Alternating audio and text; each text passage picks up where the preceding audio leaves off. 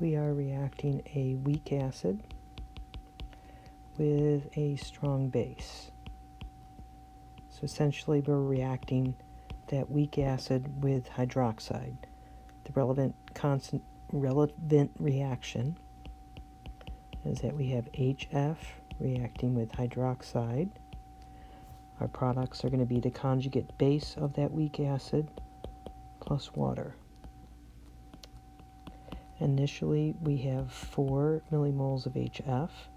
We've added 5 millimoles of hydroxide. So essentially, HF is our limiting reagent and is completely consumed.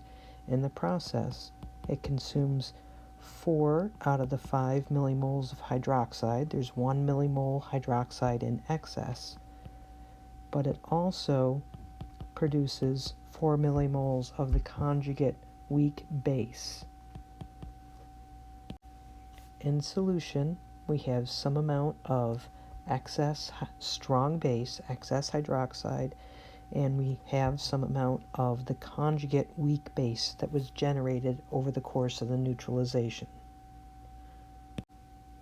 The weak base, however, does not impact the pH significantly.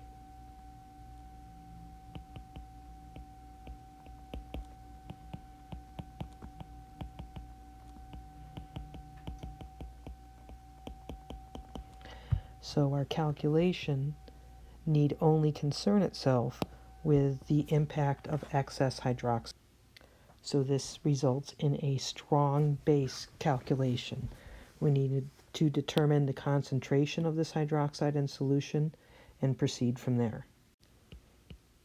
One way is to calculate the pOH, which is going to be the negative log of the hydroxide ion concentration, and then get the pH from subtracting that from 14.